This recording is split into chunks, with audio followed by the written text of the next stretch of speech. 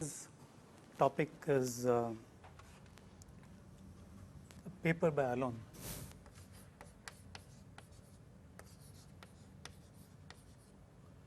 It's titled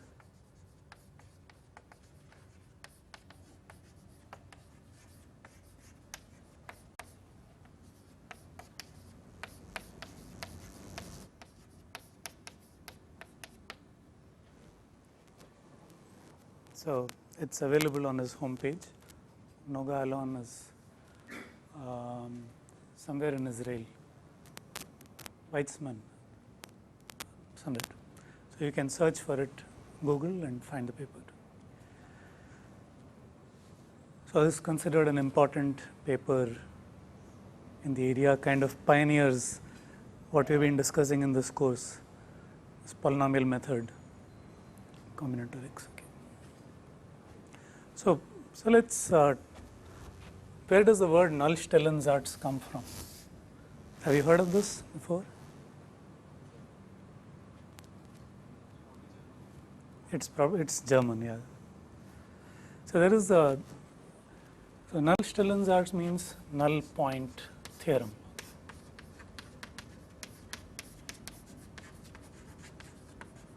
So it goes back to an old result of Hilbert.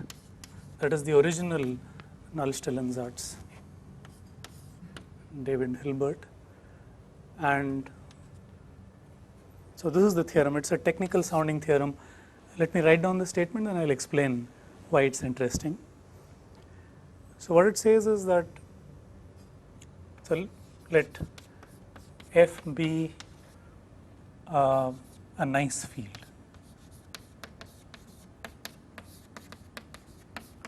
So an example of a nice field is a field of complex numbers, because every univariate polynomial completely factors over complex numbers, right? It's an algebraically closed field. It contains all roots of all univariate polynomials. Oops, sorry.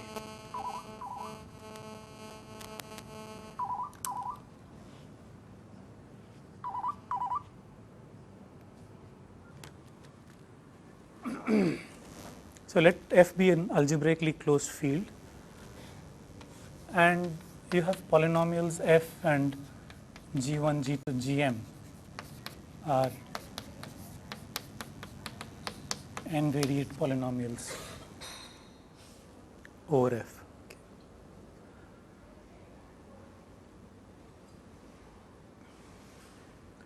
And suppose F vanishes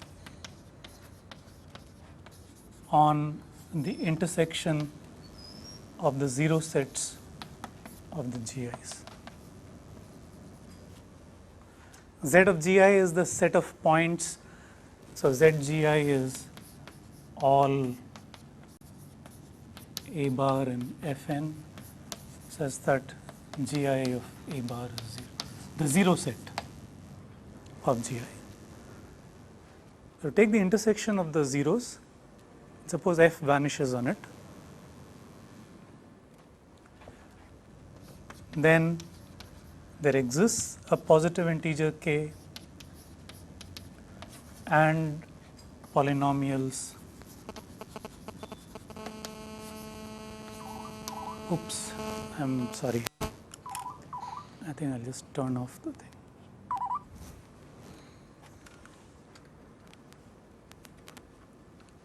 And polynomials h1 to hm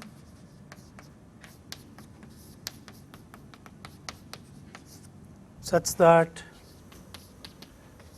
f to the power k is a polynomial combination of the GIs. Okay, sounds very technical, but let me explain the nice thing about it.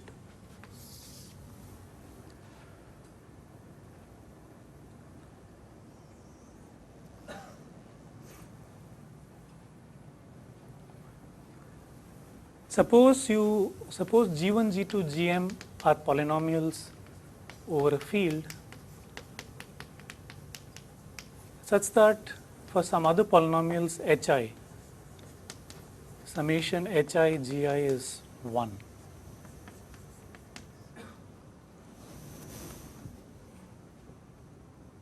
Okay, suppose G1, G2, and Gm are polynomials, so that some polynomial combination of these Gi's is 1. Is it possible that Gi's have common zeros? Is it possible that intersection of ZGI is non-empty? That is, there is some point which is for all polynomials G1, G2, Gm. Is this possible?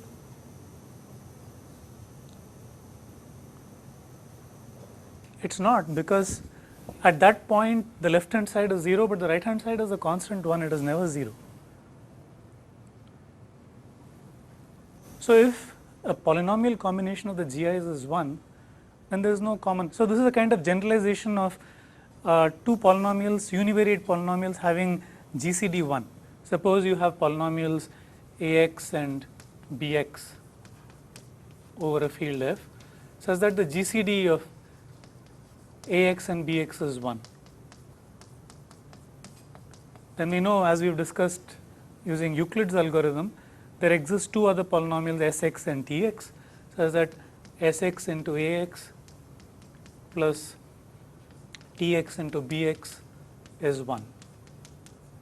And we also know that this is equivalent to saying that there is no common root. If the GCD of A and B is 1, there can't be a common root of the two polynomials A and B.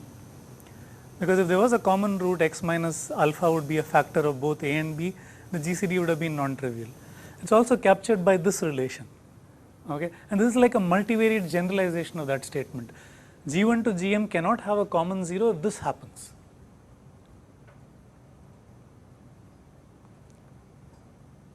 Okay? It turns out that it's an if and only if statement. G1 to Gm cannot have a common 0 if and only if there exists H1 to Hm such that sigma Hi Gi is 1, and that follows because of Hilbert's Null-Still-Ansatz. So that's a kind of consequence of that, because the polynomial f is the constant 1. Okay? So suppose G1, G2, Gm don't have common 0, then 1 is a polynomial which vanishes on all the common zeros, because there are no common zeros. So there exists a case as that 1 to the k can be written like this, and that's precisely the statement. So it's an if and only if condition. So if I want to check, I want to say that there is no point on which all of the GIs vanish, G1, G2, Gm vanish. You understand what NP and co-NP means? So do you understand the difference between satisfiability and and tautologies? So when is a Boolean formula satisfiable? There exists a satisfying assignment. Okay. When is it a tautology? All assignments satisfied. Okay. So there is this huge difference between existential and universal quantifiers, which is what NP and co-NP essentially capture. And there are nice problems for which you can go from one to the other. For instance, take the perfect matching problem, again a beautiful example. You know that, so you said to say that a graph has a perfect matching is an existential statement. There exists a set of n edges such that no two share an endpoint, sort of thing. Okay. There is also a characterization in terms of the universal quantifier, where you say that for every subset of vertices, if you delete that subset of vertices, the number of odd components is less than equal to the cardinality of the subset that you delete. There is a characterization like that. That's called Tutt's theorem. So whenever you have a characterization that swaps this quantifier, starting with an existential, the property is in terms of an existential quantifier, and if it goes to a universal quantifier, it's a non-trivial observation. Usually it's a very interesting theorem, and Hilbert's Null-Still-Ansatz is a theorem of that kind. Okay. Because here, for instance, you can see that it's a statement of that kind. There does not exist a common 0 for G1, G2, Gm if and only if there exists polynomials H1, H2, Hm such that sigma Hi Gi is 1. So it's a swap from universal to existential quantifier. So that's Hilbert's Nullstellensatz. What is Alon's combinatorial Nullstellensatz? Yeah. There is okay. That's a technical issue. There is something called the radical, and it's basically saying that f belongs to. It's a technical statement. Let's not get into that. So that's why I wanted to look at this particular example of it, because this kind of captures a very interesting aspect of it.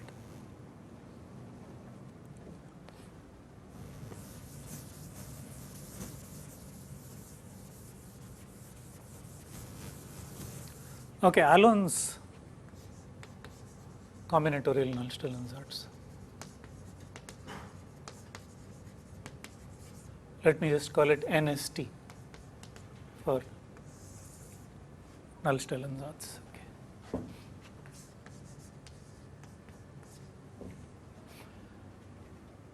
Okay. What it says is the following. Suppose F is any field, any field.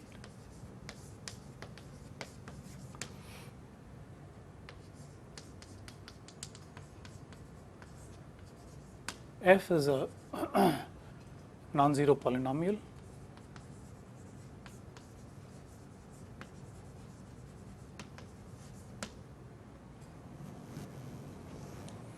and suppose S1, S2, Sn are subsets of F. Okay. Now define the following polynomials. These are all univariate polynomials. Gi of xi is just the product of xi minus s belong into capital Si. So gi is a univariate polynomial in the variable xi. The roots of gi are precisely the elements of capital Si.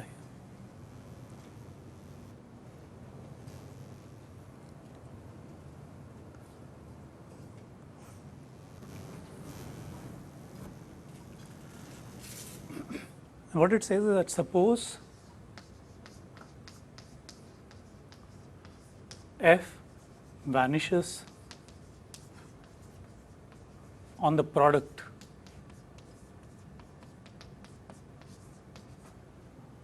of S1 to Sn,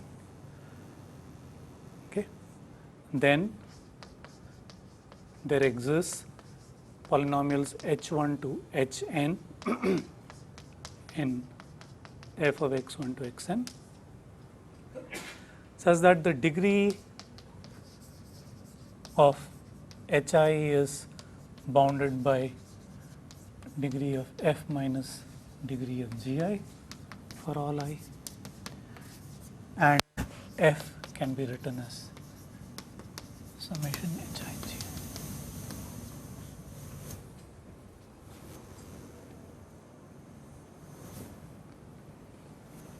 See, notice that S1 cross S2 cross Sn are all zeros of common zeros of G1 to G. So this is a subset of f to the power n, and Gi vanishes on this because if you put xi equal to any point from Si anyway, Gi is going to vanish. So these are all common zeros of, notice that S1 cross S2 cross Sn is contained in intersection of zeros of Gi. In fact, it's exactly equal to the intersection because each of these Gi's has only as many roots as cardinality Si, because that equals the degree of that polynomial. So even this is true. It's exactly the zero set. Because G1 vanishes only on S1, G2 vanishes only on S2, etc. So the common zero set is precisely this Cartesian product. If f vanishes on that, then f can be written as a. So it's a special case of that. It's really a special case of it, and it's easy to prove also. Let's see a quick proof of this.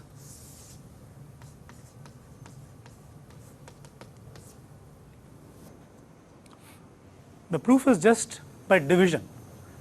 A univariate polynomial, you can always divide f by g1 by univariate polynomial. You can think of f as a polynomial in x1, its coefficients are polynomials in x2 to xn, and just divide by g1. So, you will get f equals h1 g1 plus f1. What is the property of f1? The x1 degree of f1 is less than the x1 degree of g1.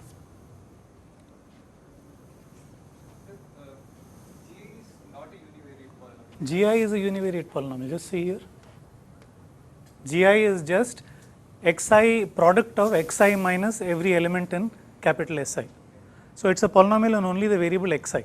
So okay, so if take any element from S1 cross S2 cross Sn. So the only thing that will matter is the ith element. So the zero set of Gi in the entire space, if you see, is any tuple, the ith element must be from capital Si, right? It's f cross f cross f. At the ith coordinate alone, you will put the set Si. But when you take the intersection all of them, you will get S1 cross S2 cross S. okay, so we can think of it as a multivariate polynomial, but each take only one. Exactly. Any univariate polynomial is, in that trivial sense, a multivariate polynomial. If you look at the common zero set, it's precisely this product. Okay. So in order to prove this, all we're going to do is divide by G1, and that's univariate division. There is a quotient which we call H1, and there is a remainder. What is the property of the remainder? Its x1 degree is less than the x1 degree of G1. Okay. Now divide F1 by G2.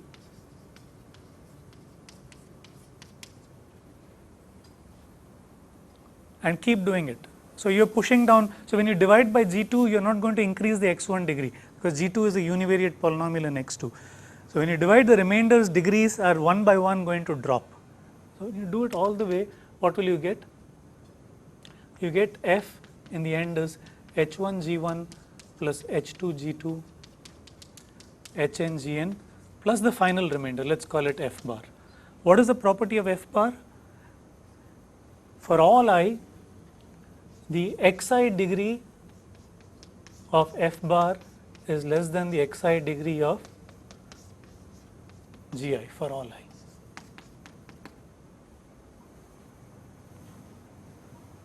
Right? What do I want to prove? I want to prove f bar is 0. Then I have the combinatorial Null-Schlein-Zatz. I want to express f as a polynomial combination. I want to argue that f bar is 0. But that I claim is easy from a little lemma that we have been using repeatedly, the Alon-Tarski lemma, which I called. Alongside the Schwarz-Zippel lemma, we proved it. If you give me a polynomial, what is the Alon-Tarski lemma? Let's quickly recall it here.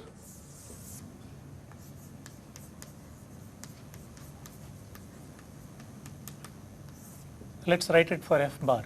So f bar is a polynomial in f of x1 to xn. Let's say the maximum, so the degree of the xi degree of f bar, let's say, is ti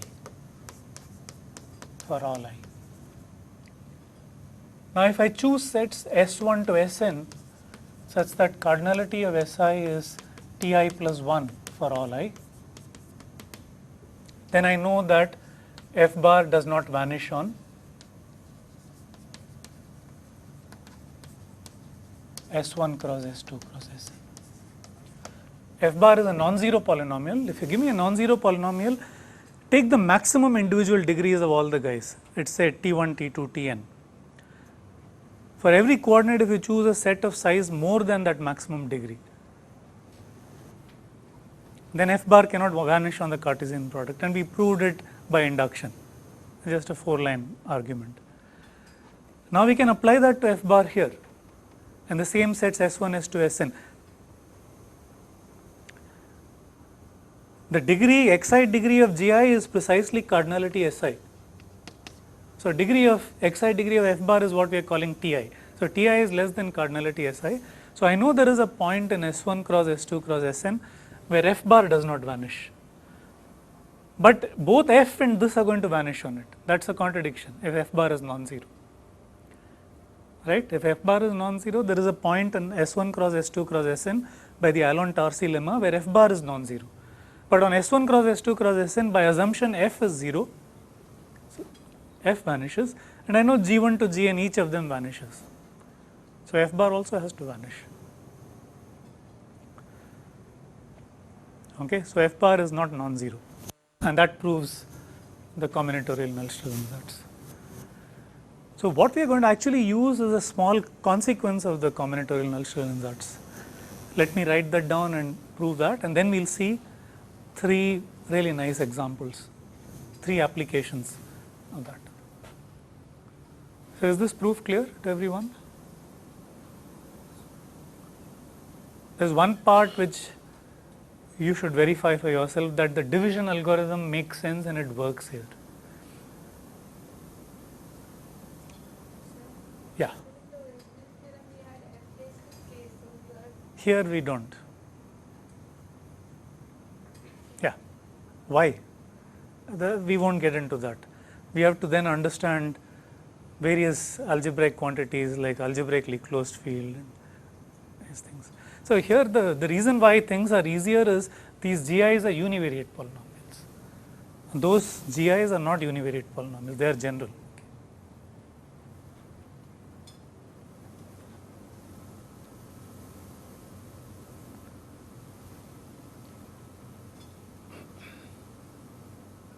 So let's see the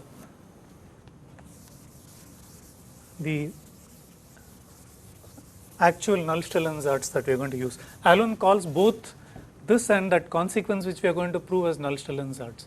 So let's call it NST1, and let's call this Allen's combinatorial Null-Stillen-Zatz 2. Okay, so this statement is actually a small generalization, or actually not not a small but an important generalization of the Allen-Tarski. I'll write this down and then we'll compare with that. So suppose f and f(x1), x2, xn, f is any field, capital F, small f is a polynomial, non-zero polynomial,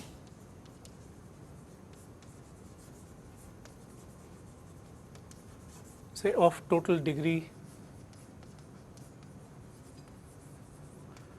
d. It's a non-zero polynomial of total degree d. So maximum degree monomials, there could be many of them, they are of degree d. So let x1 to the t1, etc., xn to the tn be a degree n monomial, degree d monomial, sorry, in F. So take any non-zero degree d monomial in F. The exponents of x1 to xn are t1, t2, tn.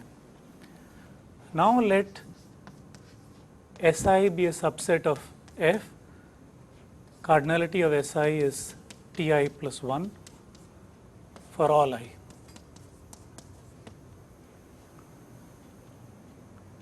The claim is that F does not vanish on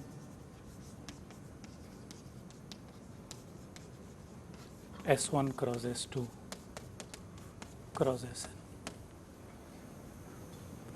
What is the difference between the Allen-Tarski lemma and this? Here these individual Ti's need not be the maximum occurring powers.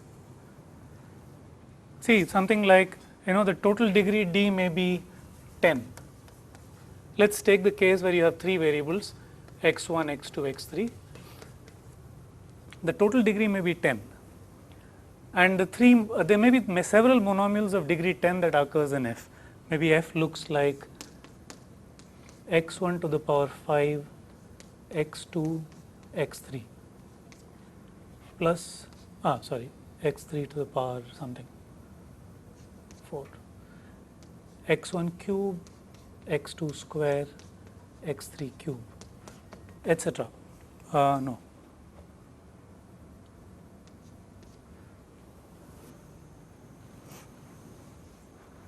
Something like this.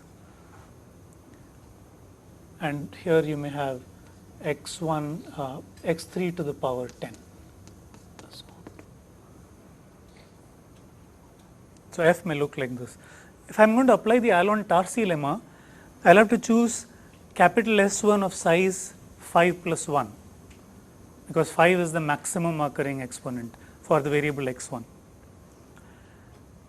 S2 should be of size 4 plus 1, and S3 should be of size 10 plus 1, 11. And it says that in that Cartesian product, there is a point where f does not vanish. Whereas what this says is something much stronger. It says that you can take, if you want to use this, take a set S1 of size 11, S2 and S3 of size 1 each. If you want to use this, it says take S1 of size 4, S2 of size 5 and S3 of size 4, and so on. So, it gives you that flexibility of choosing different size subsets, and that becomes important for the applications that we are going to do. So, let us quickly prove this. It is an easy consequence of the Null-Stellensatz, the CNST1.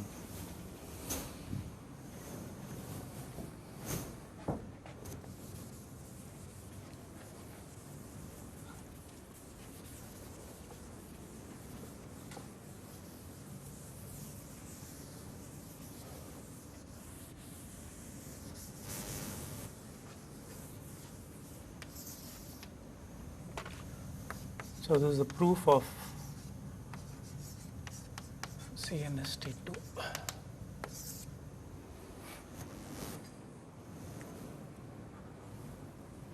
So, I want to prove that f vanishes on this. So, let us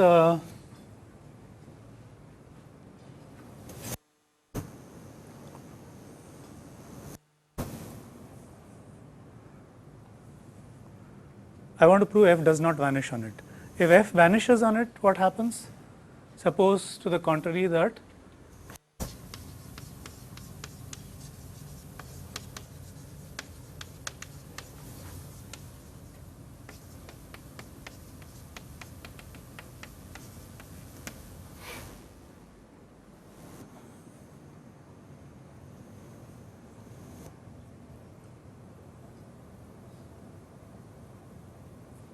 then what do I have? I just want to, so let be gi of xi be product of xi minus s, s in si for all I. So, by CNST1, f can be written as summation hi gi, I going from 1 to n, where degree of hi is less than equal to degree of f minus degree of gi for all I.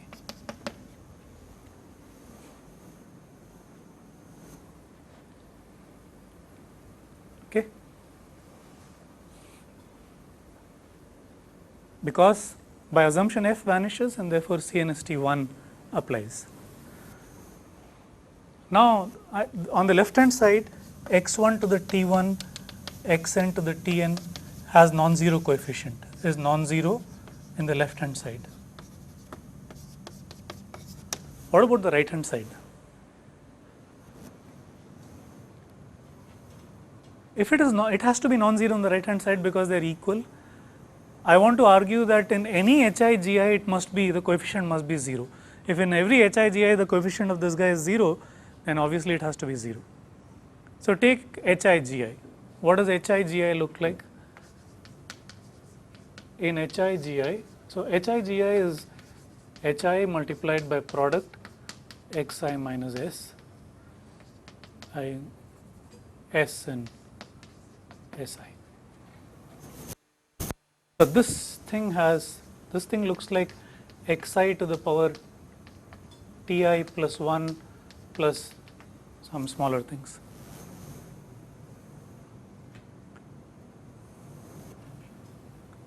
Can this polynomial have this term occurring in it at all, x1 to the t1 etc., xn to the tn? It cannot have, because so here take the largest degree term. So how can that term come about?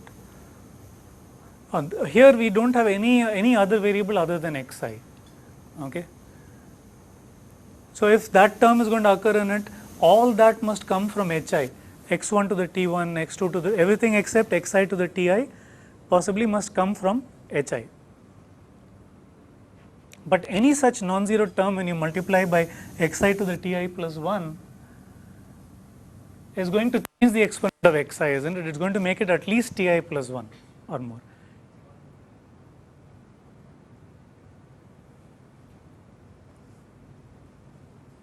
No, not quite. There are smaller degree powers also here. So what does this polynomial look like? Let me just explain a little bit further. This looks like xi to the power ti plus 1 plus some, let's give some names to it, say beta I minus 1 x beta this beta 1 xi to the ti plus beta 2 xi to the ti minus 1 and smaller terms.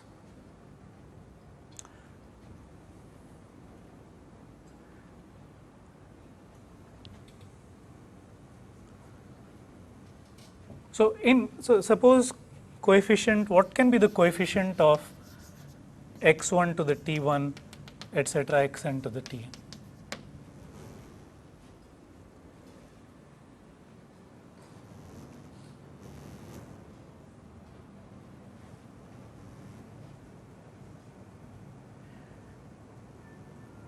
Whatever it is, all other variables with the exponent t1 to tn must come from hi, because they don't occur in the other one.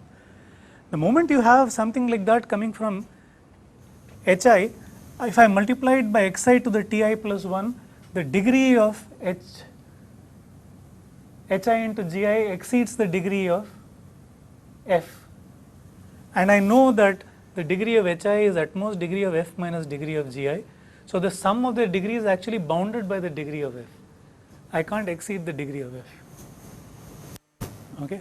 Therefore, it's not possible that x1 to the t1 etc. xn to the tn occurs with a non-zero coefficient in hi gi for any I. That completes the proof.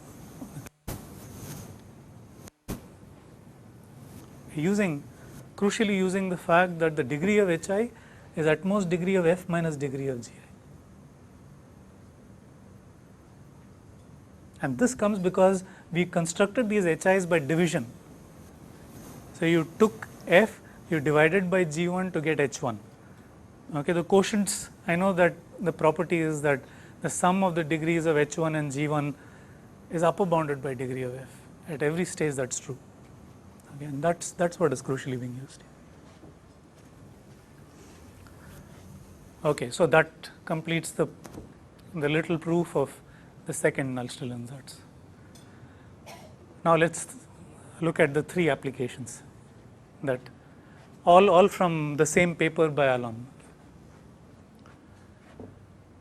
Fine, so let's erase the middle. I really need only CNST2 for all the three applications.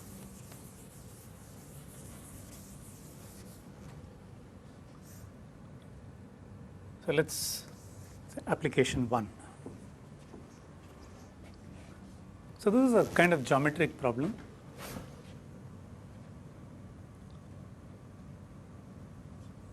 So the problem is, what is the minimum number of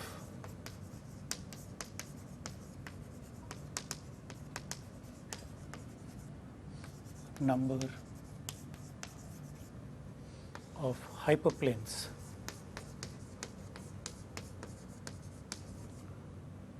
let's call the hyperplanes h1, h2, hm in n-dimensional Euclidean space such that all but one vertex of the unit cube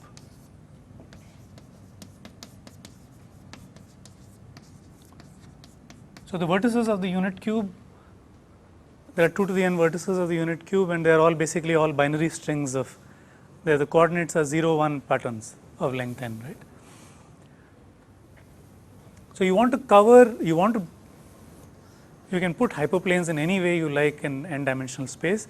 You should leave out exactly one vertex and cover all the other vertices, all but one vertex, the unit cube. Okay. Suppose you wanted to cover all the vertices in the unit cube, how many hyperplanes do you need?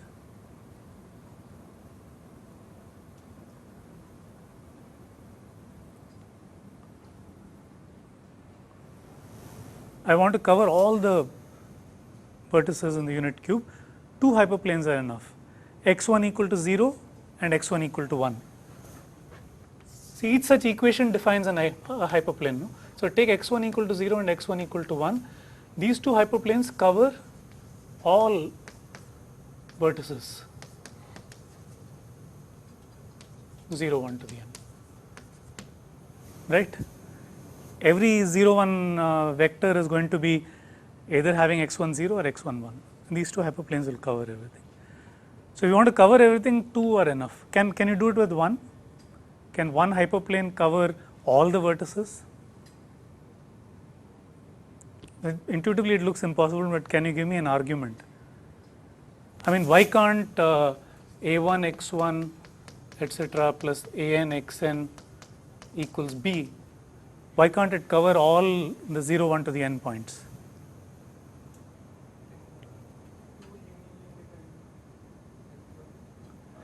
Give me an argument using the polynomial method. In particular, use the Allen-Tarski argument. What is the degree of this polynomial? 1. It is a single hyperplane, it is a degree 1 polynomial. If it covers all these things, I can choose my S1, S2, etc. as 0, 1. Okay. So, this is vanishing on S1 cross S2 cross Sn. That is what it means to say it is vanishing on all the vertices. So, if it vanishes on all the vertices, is that possible? It is not possible, we know that. Okay. We know it by Allen-Tarski, of course, we also know it by just the CNST too. So, a single hyperplane is not enough. Now, the question here is you want to cover everything but one vertex. So, without loss of generality, you can assume that the vertex that you want to leave out is the all zeros thing, because you can always do a linear transformation on the variables to move that to any other vertex. Like, okay. So, you want to leave out, let us say, the all zeros. This is to be left out, to be uncovered. Everything else is to be covered. Can you give me a construction which, can you give me some construction which will cover everything without and not cover the all zeros vector? x1 equal to 1, x2 equal to 1, etc., xn equal to 1, that there are n hyperplanes. So, here is a construction. You take these n hyperplanes, they will cover all the vertices of the unit cube, all the non-zero vertices of the unit cube. What we are going to prove is that any such covering must be, I mean, this is the best that you can do any better than this, using the combinatorial Nullstellensatz. And the proof is really magical.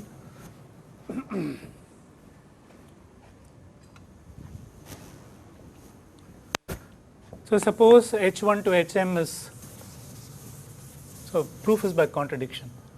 So, the claim is that M must be greater than or equal to N. The proof is by contradiction. Suppose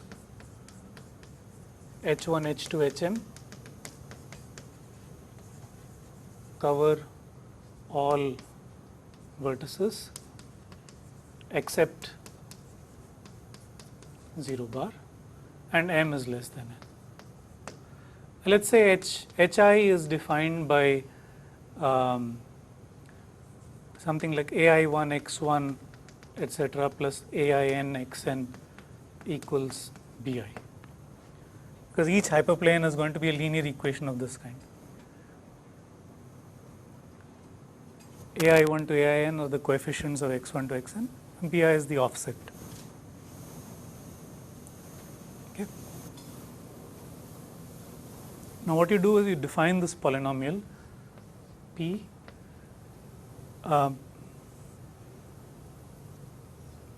will take the product of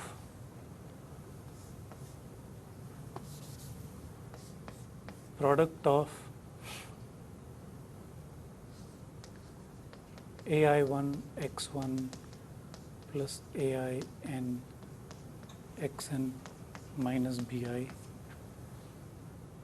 I going from 1 to m, and put a minus. I need to figure out what the constant here is going to be, but let me just put 1 minus xi here, I going from 1 to n. We'll see what the constant ought to be. Some constant alpha, which I'll put in a moment. I don't remember it offhand. Okay, so there are two terms to this polynomial. The first one is essentially the product of all these linear equations which define the hyperplanes. What is the degree of the first term? M. M is less than n by assumption. M is less than n by assumption. So what is the degree of this polynomial? Total degree of p is n. Total degree of p is n, because m is less than n. And what is the term which attains the maximum degree? It's x1, x2, xn is a term that attains the maximum degree. Right? So total degree is n. So my t1 to tn are going to be 1. So the set will be 0, 1 to the n. The set we are interested in is 0, 1 to the n. By the Nullstellensatz, what we know is, okay, first thing is this polynomial is a non-zero polynomial. Why is that true? That's precisely because m is less than n. M less than n means, I should have said that, p is non-zero and of degree n. I know x1 into x2 into xn is a non-zero monomial.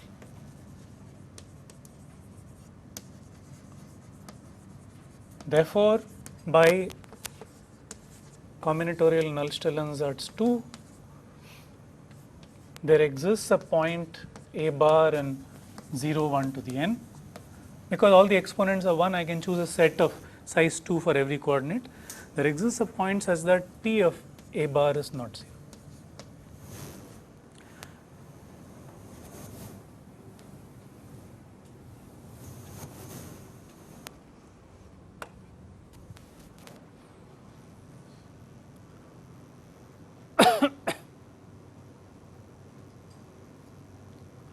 Okay, I don't want the all zeros, I don't want a bar to be the all zeros vector. So I'm going to choose alpha so that the all zeros vector is ruled out. What happens when I put all the xi's equal to 0? I get a minus 1 to the m product of bi's.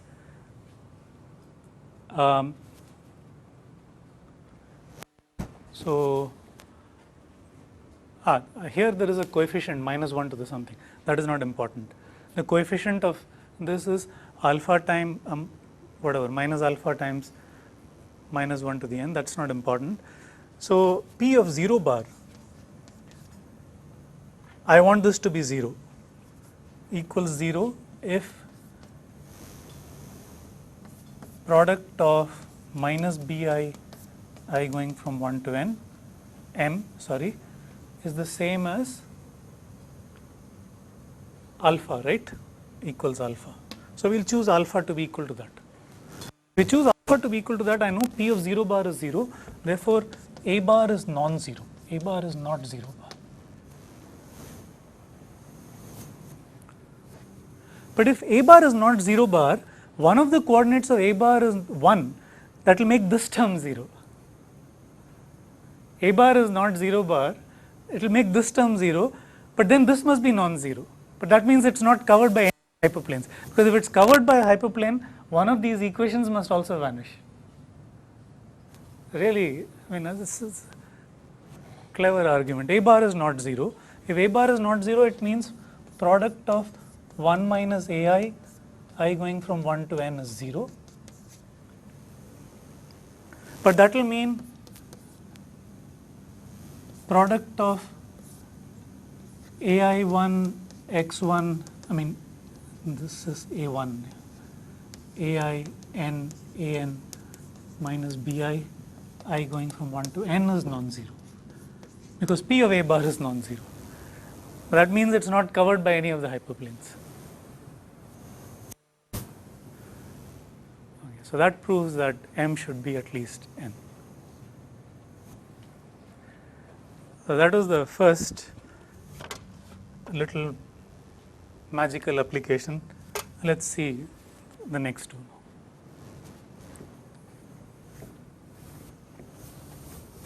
Second one is a graph theoretic problem.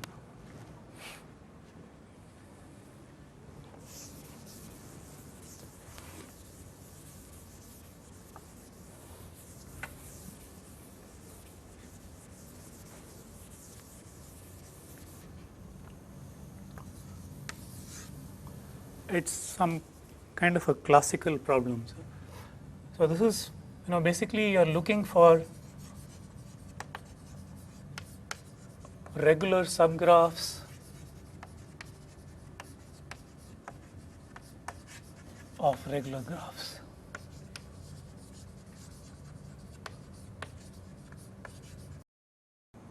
Take K5, not the Peterson graph. Take K5.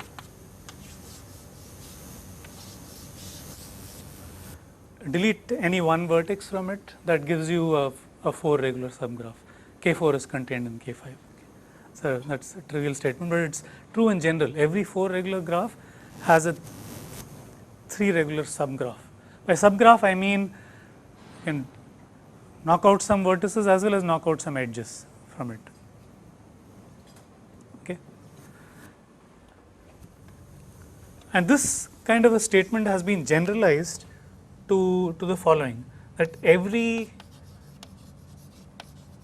K regular graph, if K is something like at least 4R or something, has an R regular.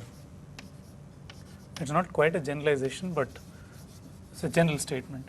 It's an R regular subgraph. And this is a theorem by, let me just tell you, Alon and some bunch of people. Yeah, doesn't matter who. Quickly.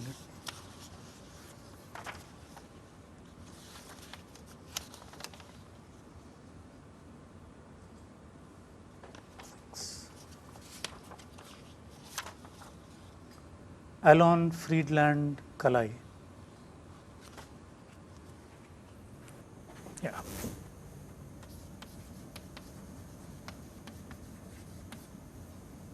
Okay. And one of the building blocks of this theorem, so this is a complicated theorem, I think it requires several combinatorial arguments. One of the steps in it is a nice application of the Null-Still-Lenzards. So let's state that and prove that. Okay. So I was just trying to give you the context of the lemma, because the lemma itself, the application itself looks a little technical, but that's what they use to prove this. So here is the theorem of Alon et al. It says that suppose P is a prime, any prime, and G be a graph such that the average degree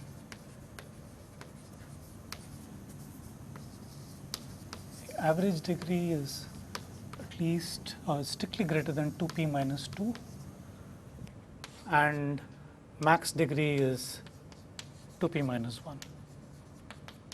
So it's not even a regular graph. It could be a 2p minus 1 regular graph, but it's more general than that. Max degree is 2p minus 1, average degree is strictly more than 2p minus 2, then it has a p regular subgraph.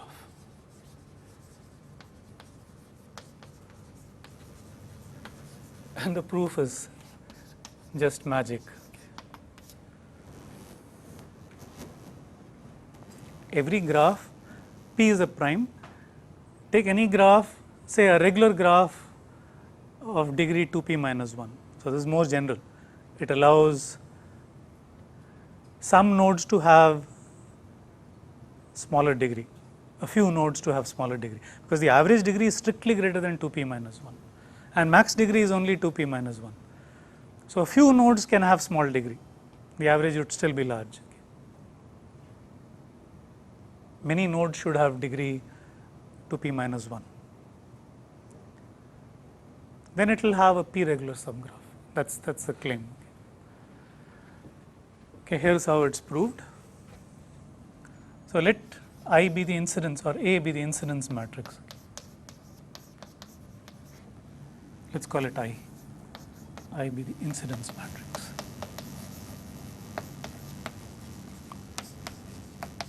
So what is the incidence matrix?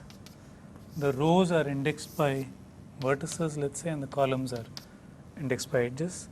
And you put a 1 in the VEth entry. So IVE is 1 if the vertex V is part of the edge, 0 otherwise. So how many 1s will every column have? 2 1s, because every edge is 2 endpoints.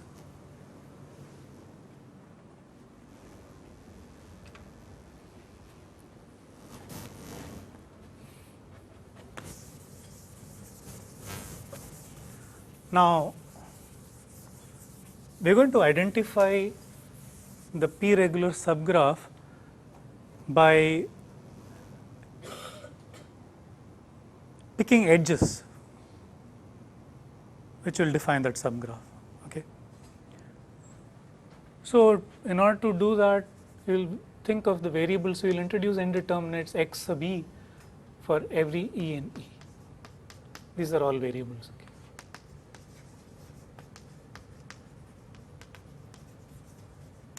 One indeterminate for every edge in the graph. And we are going to give 0, 1 values to these indeterminates. You want to give us, so the 0, 1 vector corresponding to these indeterminates is going to pick out some edges. Wherever it takes the value 1, that's going to be part of your graph. And that is going to define a p regular graph. What is the degree of a vertex in terms of the x sub e's and the matrix I? What is the degree of a vertex V?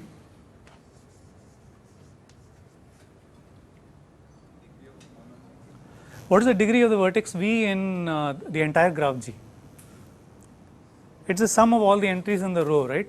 So this is just sigma I V E E N. That's the degree. What's going to be the degree? So this is the degree of V in G. So in the subgraph that I'm going to construct, what will be the degree? Using the variables x sub e, the intended meaning of x sub e is that it's going to take values 0 and 1, remember that. So whatever you take is going to contribute 1 to the degree, so it's summation I V E multiplied by x sub e. Okay, this is going to be the degree. Wherever x sub e is 1, those edges are going to be part of your subgraph. So in the incidence matrix for the subgraph, some vertices won't be there, forget about that. For whichever vertices are there, you will take those edges for which x sub e is 1. That's precisely this.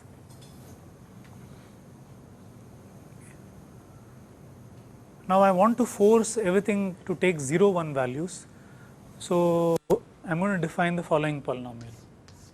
Product 1 minus summation I sub v e x e whole raised to the p minus 1.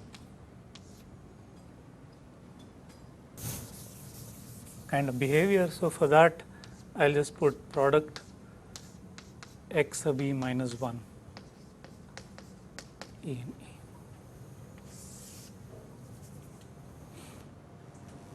So this is going to be a polynomial p. P is a polynomial in all these variables, one corresponding to every edge.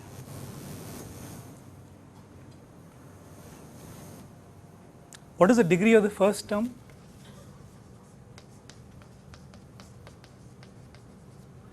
There is one for every vertex, one term for every vertex, and that contributes p minus 1 for every vertex. So that's p minus 1 times cardinality of the vertex set. That's the degree of the first term. What is the degree of the second term? That's just cardinality E. Now the average degree is strictly greater than 2p minus 2. So I know that the sum of the degrees d sub v, v in v, the average degree is strictly greater than 2p minus 2. The average degree is this divided by cardinality v, right? That's strictly greater than 2p minus 2. What is the sum of the degrees? Twice the number of edges. So that means cardinality E is strictly greater than p minus 1 multiplied by cardinality v. So what is the degree of the entire polynomial? It's cardinality E. So cardinality E is the degree. It's the degree of p. Because this has more degree than that. Now we can apply the combinatorial Null-Stirling-Zards, which is a non-zero monomial of maximum degree.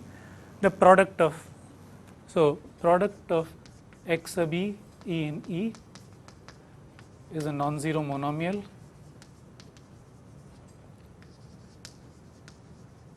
of maximum degree, maximum total degree. So by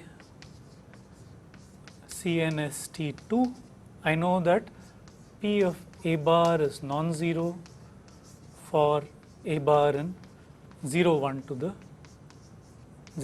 cardinality. So this A bar is going to define my subgraph. I want to argue that this A bar is going to give me the subgraph that I want.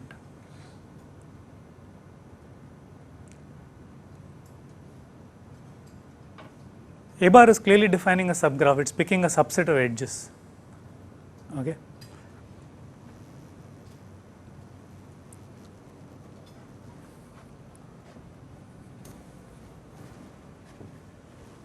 So let's write that down.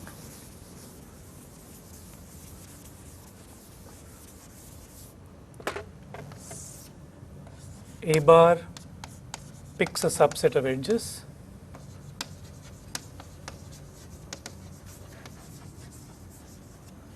G. Let's say G prime is that subgraph.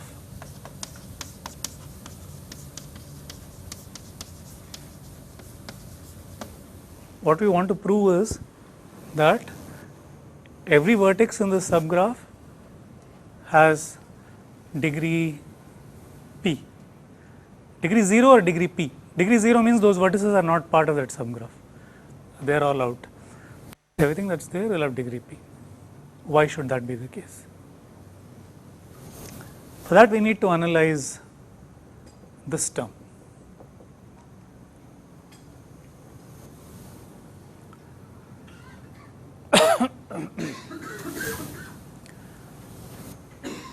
So this is the degree of V in the subgraph, as we already figured out. Okay. If instead of x sub e I write a sub e, that will give me the degree of the vertex in that subgraph.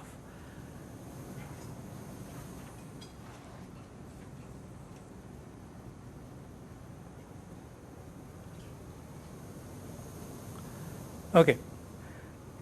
So there is a point where it is non-zero. Can that point be the all zeros vector again? Suppose the point is the all zeros vector. Okay. The point is the all zeros vector, then this thing goes away, this becomes 1. And I didn't write it quite correctly because I want to get 1 minus 1 here. So let me change this to 1 minus x sub b. Nothing changes because the only thing is that product of, it's not product of xi which is a non-zero monomial, minus 1 to the cardinality product of xi will be a non-zero monomial. So that doesn't change anything in our argument. But it's clear now that the all zeros vector is not, so you're not picking the empty graph. I mean, one trivial way to get a, but then that's not a p-regular subgraph. One trivial way to get a regular subgraph is to take the empty graph. That's not what we are doing. So a bar is non-zero by what we just argued, because because p of 0 bar is 0. This is very similar to the previous case also, where we forced that to happen. So a bar is actually picking some edges. So there are vertices in the subgraph whose degree is non-zero. So there exists vertices in G prime of non-zero degree.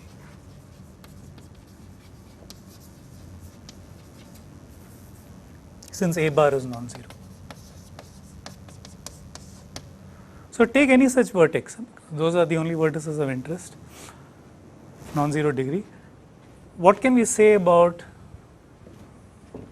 summation I V E a sub e?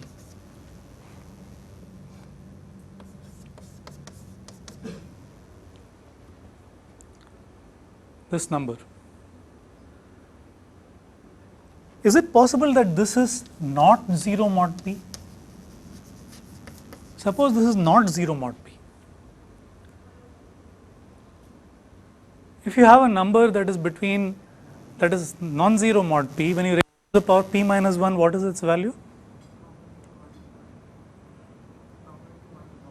It's congruent to 1 mod p.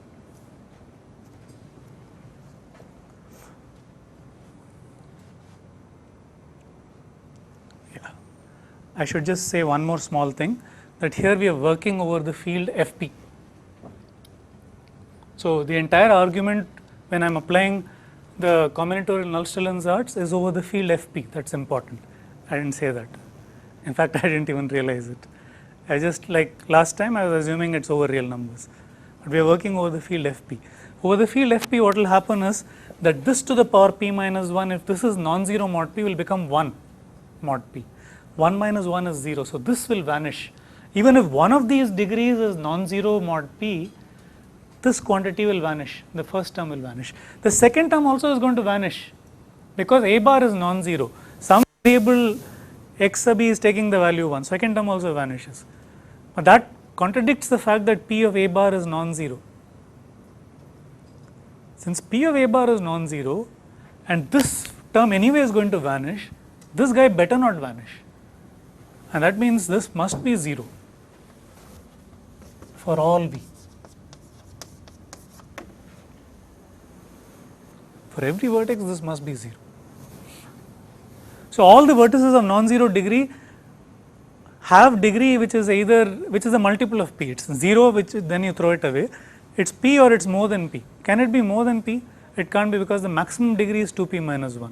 So it can't be 2p or above. So it must be p. Every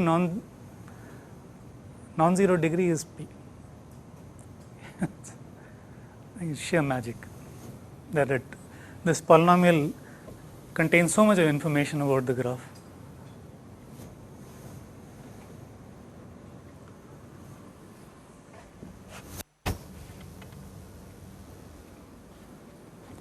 Yeah, what in this paper he writes that the rest of the theorem, which is about k regular graphs containing r regular subgraphs, requires other messy combinatorial argument. It's not as neat as this. Okay, finally we are going to discuss something in additive combinatorics, a small application. So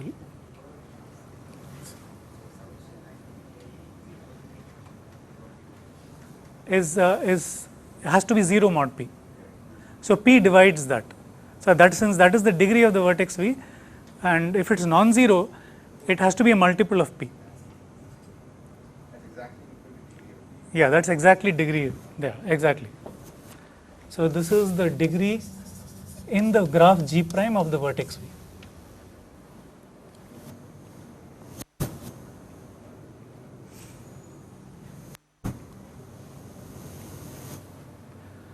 Okay, now let's move to the last example, which is from an area called additive combinatorics.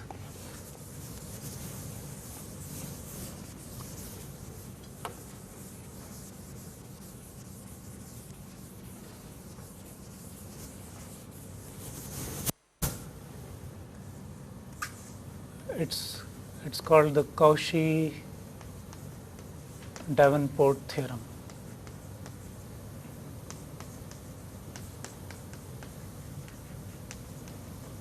So this is a huge field, additive combinatorics. There's a lot of deep, non-trivial work in recent times. The theorem we're talking about is a relatively old theorem. So we are inside ZP. ZP is the additive 0 to p minus 1 modulo p addition. And suppose A and B are any two subsets of ZP. What we are interested in is in cardinality of A plus B. A plus B is simply the sum set. It's all small a plus small b, small a in capital A and small b in capital B.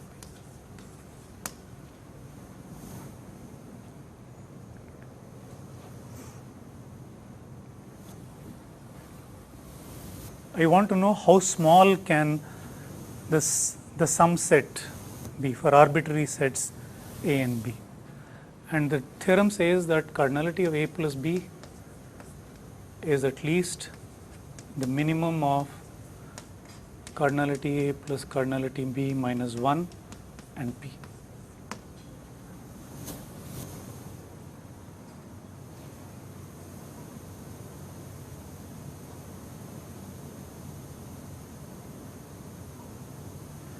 See, just a small point that if ZP had an additive subgroup, the fact that P is a prime is very important here. If you take a general finite abelian group, I take Zm for instance, for M composite, that has non-trivial subgroups. If you take a subgroup and you add it to itself, you will just stay in that subgroup, you won't grow at all. So this is saying that because there is it doesn't have any non-trivial subgroups, but it's more than that, because you are adding any two arbitrary sets A and B, it says that it must grow quite a bit, nearly to as much to the maximum possible. So one part is easy to see.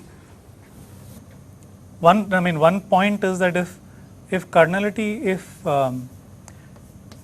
A plus cardinality B is strictly more than P, then it's easy to see that cardinality of A plus B must be P itself. And the argument for that is very simple. So I want to prove that every element in ZP can be expressed as the sum of something in A and something in B, if this happens. See, the point is that if this happens, A and B have a non-trivial intersection, right? More than that, A and any translation of B will also have a non-trivial intersection. So you take any x in ZP and you look at the set x minus b. This is a translation of B. This is x minus small b, b in B. What is the cardinality of x minus b? It's the same as the cardinality of B, that you can easily see. Okay. So cardinality of A plus cardinality of x minus b also is more than P. So they have an intersection. So there exists some alpha in A intersection x minus b because of the size assumption. That means that alpha can be written as x minus beta, where beta belongs to b. That alpha which is, that means x can be written as alpha plus beta, and this is true for any x in ZP. And so cardinality of A plus B will be the whole of B in this particular case.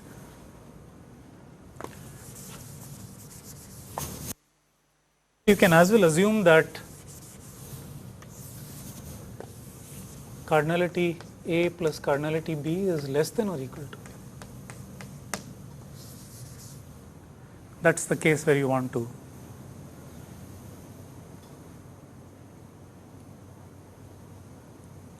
prove it. So we're talking about A and B, a subgroup of ZP, right, or subset of ZP. Subsets, arbitrary subsets.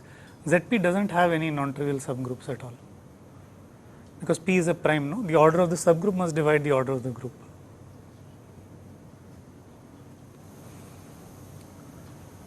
So cardinality A plus cardinality B is at most, so these are two arbitrary subsets, yeah. So we are looking at this case. This is the case where we have to prove the theorem. And so let's say, assume to the contrary, that suppose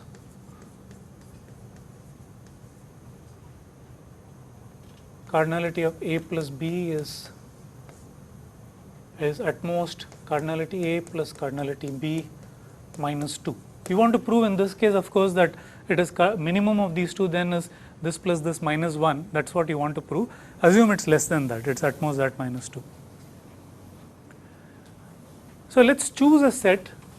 So there exists then a set E contained in ZP such that cardinality of E is that number A plus B minus 2, and A plus B is contained in E.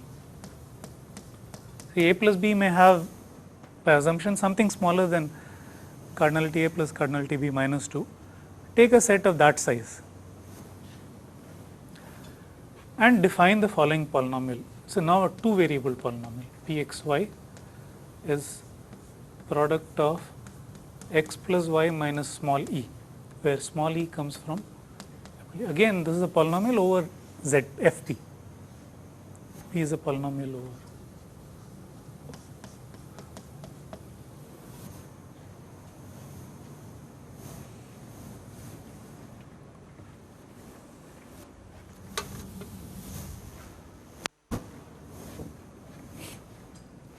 The degree of P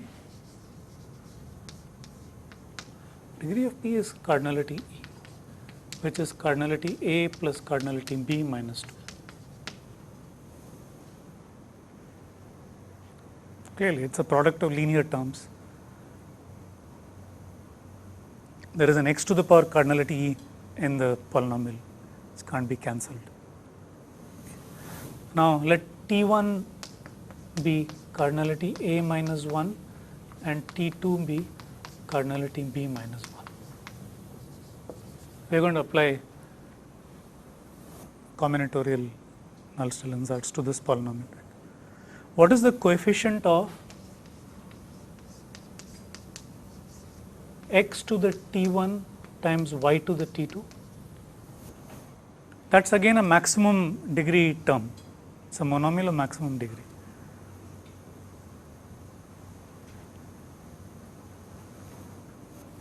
What is the coefficient of x to the T1 times y to the T2?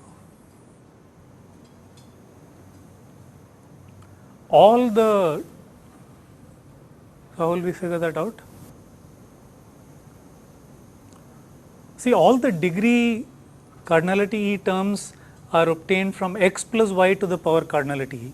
When you expand this out, everything else will be of lower degree. So we are really focusing on let's write here.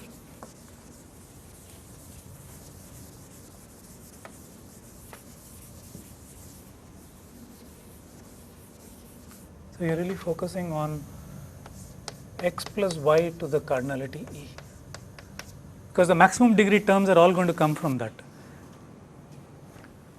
This is nothing but x plus y to the t1 plus t2, because t1 plus t2 is precisely cardinality. So what is the coefficient of x to the t1 times y to the t2? So this is going to, yeah, you can do binomial expansion, right? So coefficient of x to the t1 y to the t2 is t1 plus t2 choose t1, or t1 plus t2 choose t2, whichever you want to say.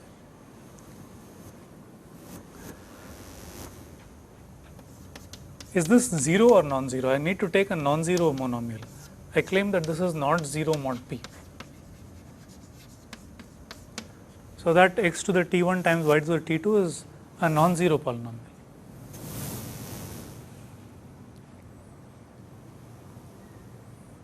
Why is this non-zero? Because t1 plus t2 is less than p. All the factorial things on the numerator, after cancelling out things from the denominator, nothing is going to vanish, because everything is less than p. It's clearly non-zero mod. But then we are done, because what should we take the two sets S1 and S2 as? There are only two variables x and y. So S1 S2 is b. I am thinking of x as x1 and y as x2. Okay, x1 is x and x2 is y. T1 and T2 are one less than cardinality and cardinality b. So if I take this by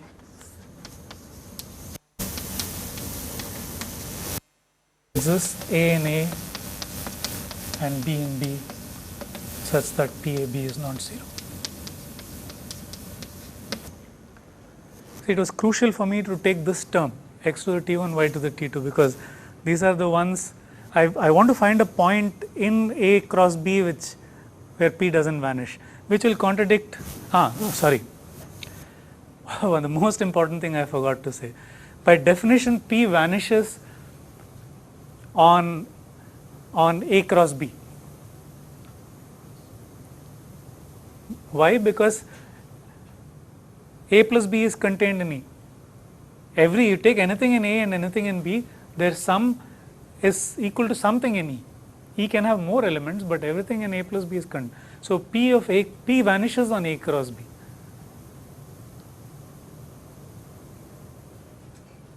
But the degree of P being so small allows us to find a non-zero monomial and apply the Nullstellensatz, which contradicts that P vanishes on. So this contradicts the fact that the polynomial by construction vanishes on A cross B. Any polynomial that vanishes on A cross B, basically this says that its degree must be at least cardinality A plus cardinality B minus 1. Its degree was 2, you could find a term here like this which is non-zero and contradict that. Let's stop for today, because we have done 3 very different examples and learned something really non-trivial, something that can be internalized only with experience, I guess.